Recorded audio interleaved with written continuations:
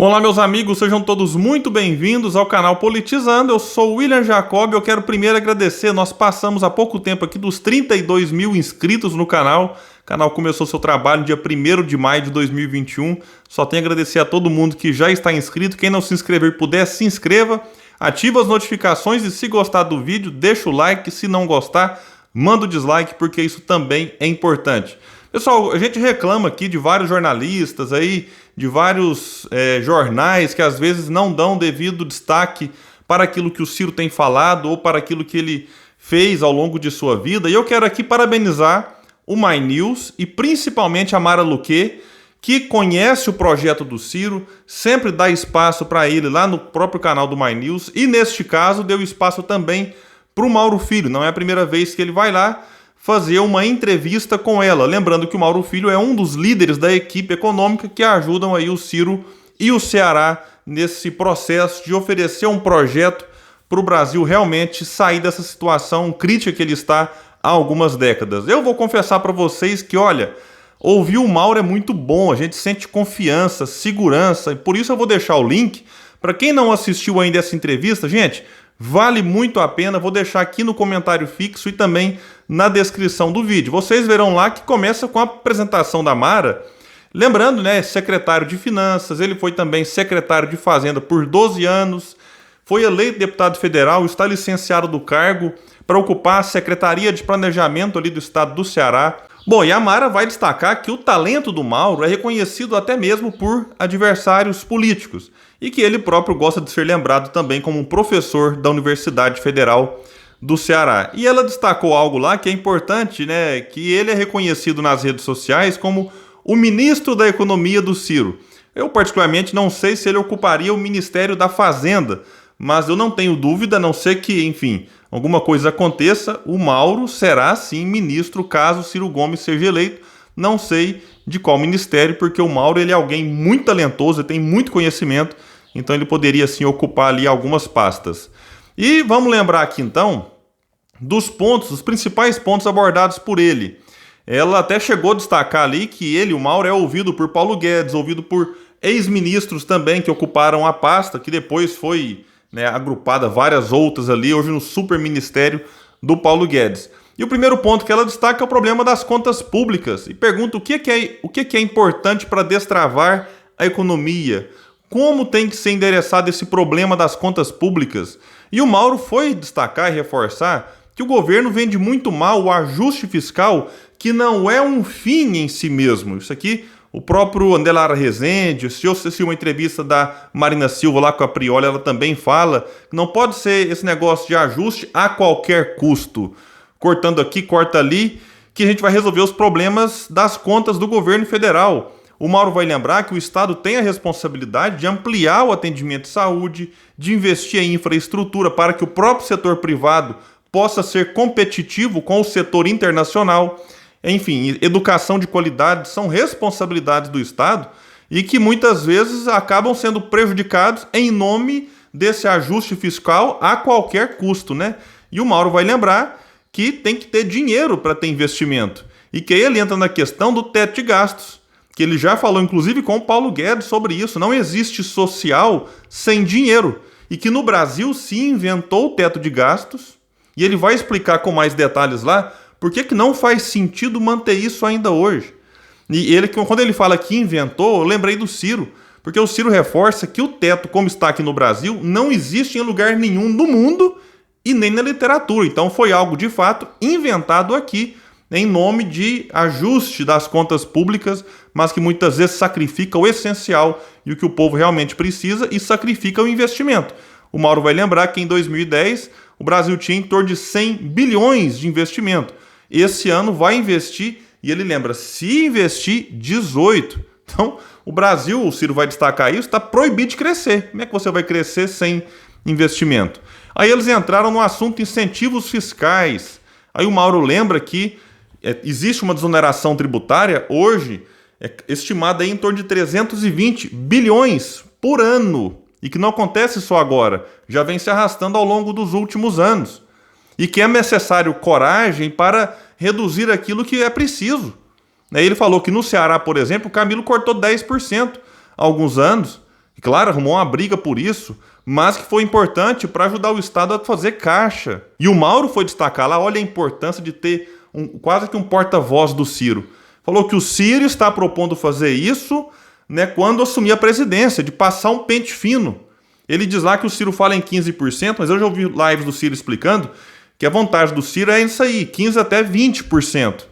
E o Mauro lembra lá que 15% de 320 dá mais de 45 bilhões por ano.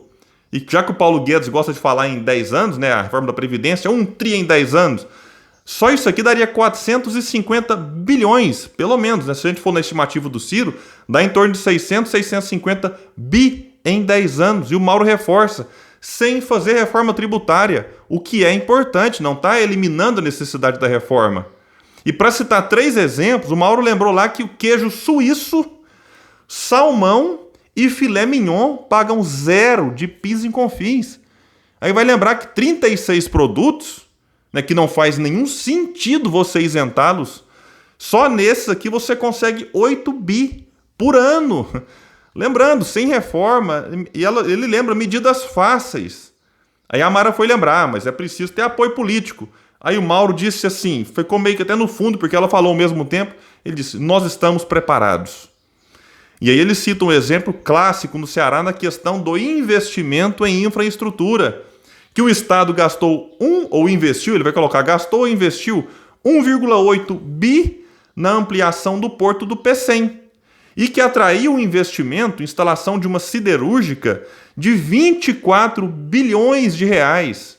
Isso aqui vai gerar o quê? Emprego, renda, tem toda uma cadeia que se beneficia por conta da instalação dessa siderúrgica lá, que só foi possível porque o Estado investiu.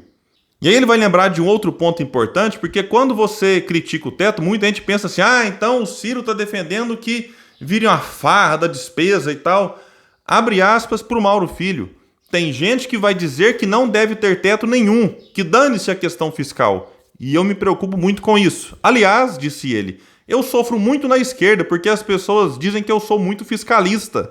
Mas eu não conheço outra regra que gere credibilidade no setor privado, que traga investimentos, tanto os nacionais quanto os internacionais, para dentro do nosso país.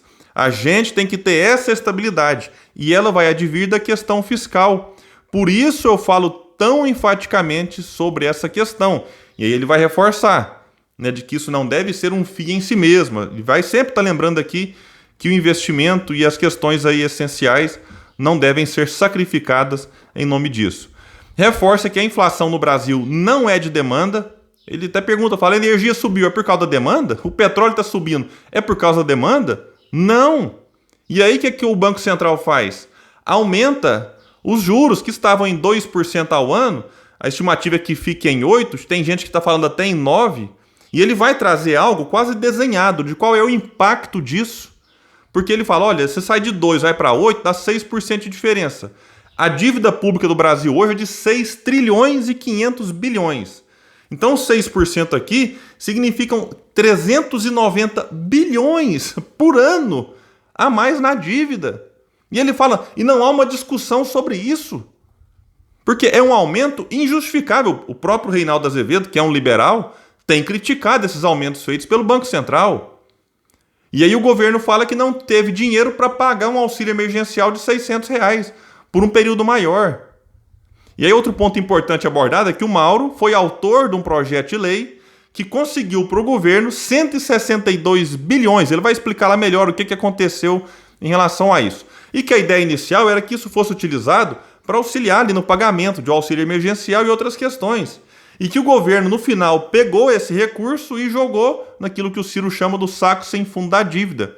Por isso existia uma estimativa da relação dívida-PIB aumentar nesse ano, e não vai aumentar por quê? Por conta desses 162 bilhões que o Mauro Benevides conseguiu e que o Kim Kataguiri foi o relator do projeto. Ele ostenta isso aí quando vai fazer lives e tal, mas ele tenta esconder que quem é o autor do projeto é o Mauro.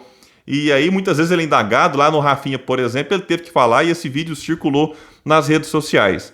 Sobre a reforma da Previdência, a Mara lembrou que o PDT apresentou uma proposta que não contou com o apoio de parte do setor progressista. E o Mauro foi explicar que ele tinha apoio de parte desse setor, da esquerda, e que o problema foi que o governo não apoiou. Que se o governo, na ocasião, apoiasse a proposta que ele disse é um show, ela certamente seria aprovada. E lembrou que será necessário, num futuro breve, retomar esse assunto, porque o problema não está resolvido. Aí dá vontade de colocar uma hashtag, né? Ciro avisou, porque o Ciro falou, olha, não vai resolver o problema. E um recado importantíssimo do Mauro. Gente, isso aqui é fundamental. Ele disse, soluções são passíveis de serem encontradas. E é para isso que a campanha deve atuar, exercer. Não é discutindo se é Manuel ou se é Chico candidato. O que o Brasil tem que discutir é qual o projeto. E não é só o projeto da retórica dos políticos, você quer falar dele, que dizem, vou melhorar a distribuição de renda. E ele coloca algumas perguntas. Como? O que você vai aumentar e vai abaixar? Você vai mexer no tributo? Qual você vai aumentar e qual você vai diminuir? Essa é a essência, lembra ele, do processo político brasileiro. E você discutir como vai chegar lá. Meus amigos, é isso que o Ciro tem insistido o tempo todo. Qual é o modelo, não é terceira via, segunda via, quarta via. Nessa coisa preguiçosa que aí você tenta resumir um candidato à terceira via. Não, qual é o modelo que você quer defender? E aí ele foi questionado sobre exemplos do Ceará que podem inspirar o Brasil. A Mara foi lembrar, inclusive, que há uma briga grande entre diversos setores, diversos interesses. Como fazer isso funcionar, então, na prática? Aí o Mauro lembrou, primeiro ponto, diálogo antes. E não é como o governo atual faz, solta a bomba para depois dialogar com a bomba solta. Segundo passo, coragem para enfrentar a discussão. E ele vai citar exemplos do Ceará e que faz parte ceder daqui, ceder dali. Né? Que esse processo de você abrir mão de algumas questões em prol de outras no processo político acontece, isso faz parte da discussão mesmo. Mas o que não dá para ter é falta de coragem de enfrentar o que tem que ser enfrentado. Então você mexer meio ponto daqui, meio ponto dali, isso faz parte. Como conseguir a união para fazer o que ele fez lá? Foi lembrado aqui pela Mara.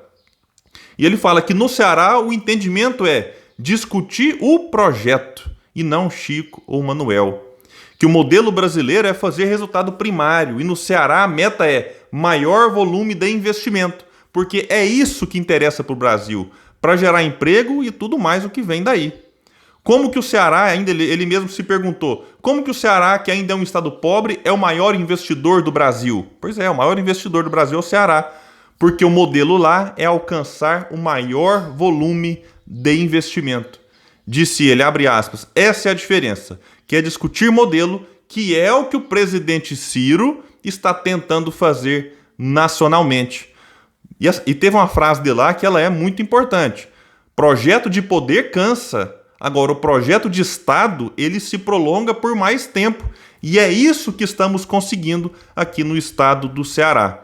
Já mais para o final, Mauro lembrou que vai para São Paulo, nessa próxima semana, discutir com duas instituições financeiras exatamente o que eles estavam conversando lá.